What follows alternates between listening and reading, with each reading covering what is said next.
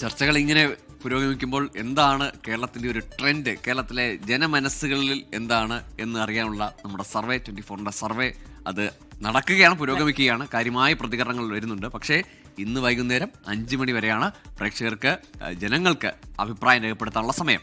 അപ്പോൾ ഈ തെരഞ്ഞെടുപ്പ് ഉത്സവത്തില് അതിനെ നോക്കിക്കാണുന്ന പ്രേക്ഷകരുടെ മനസ്സിൽ എന്താണ്, അതൊട്ടും താമസിക്കേണ്ട. 5 മണിക്ക് മുമ്പ് എല്ലാവരും ആ സർവേയിൽ പങ്കെടുക്കുക. അപ്പോൾ നമുക്ക് പരമാവധി കറക്റ്റ് ആയിട്ടുള്ള ഫലങ്ങൾ, കൂടുതൽ സാമ്പിളുകൾ വരുമ്പോൾ അല്ലെങ്കിൽ കൂടുതൽ പ്രതികരണങ്ങൾ, റെസ്പോൺസ് വരുമ്പോൾ ആ സർവേ കൂടുതൽ ആധികാരികമാകും എന്നത് പ്രേക്ഷകർക്ക് ഉറപ്പാണല്ലോ. അപ്പോൾ 24 ഡിജിറ്റൽ സർവേ പുരോഗമിക്കുകയാണ്. തിരഞ്ഞെടുപ്പിൽ ആര് വീഴും ആര് വാഴും ജനമനസ്സറിയാൻ 24 നടത്തുന്ന അഭിപ്രായ സർവേ ഫലം ഇന്നാണ്. വൈകിട്ട് 5 മണി വരെ ലോകമെമ്പാടുമുള്ള മലയാളികൾക്ക് സർവേയിൽ പങ്കെടുക്കാം. രാത്രി 7 മണിക്ക്, ഇന്ന് രാത്രി 7 മണിക്ക് ഡിജിറ്റൽ സർവേയുടെ ഫലപ്രഖ്യാപനം. നിയമസഭാ തെരഞ്ഞെടുപ്പിലേക്ക് കേരളം കടക്കുമ്പോൾ ജനമനസ്സറിയുകയാണ് 24 ഡിജിറ്റൽ സർവേ. സംസ്ഥാനത്തിന്റെ രാഷ്ട്രീയ സ്പന്ദനങ്ങളും വിവാദ വിഷയങ്ങളിൽ ജനങ്ങളുടെ നിലപാടുകളും അഭിപ്രായ സർവേയിലൂടെ രേഖപ്പെടുത്താം. കേരളത്തിൽ ഭരണത്തിലെത്തുക ഏത് മുന്നണി? ആരാകും അടുത്ത മുഖ്യമന്ത്രി?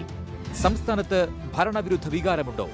ശബരിമല സ്വർണ്ണക്കൊള്ളയും ആരോഗ്യരംഗത്തെ വിവാദങ്ങളും ക്ഷേമ പെൻഷനും തുടങ്ങി വിവിധ വിഷയങ്ങളിൽ ജനങ്ങളുടെ നിലപാടറിയുകയാണ് സർവേയിലൂടെ.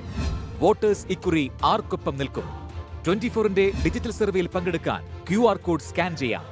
ഇന്ന് വൈകിട്ട് 5 മണി വരെയാണ് പ്രേക്ഷകർക്ക് സർവേയിൽ പങ്കെടുക്കാൻ സാധിക്കുക.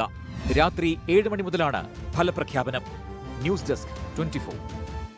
ലോകത്തെവിടെയായാലും ഏത് സമയത്തും 24 വാർത്തകളും ഓഗ്മെന്റഡ് റിയാലിറ്റി പാക്കേജുകളും എക്സ്പ്ലെയിനറുകളും വിശദമായി കാണാൻ ഞങ്ങളുടെ യൂട്യൂബ് ചാനൽ നിങ്ങൾക്ക് സബ്സ്ക്രൈബ് ചെയ്യാം.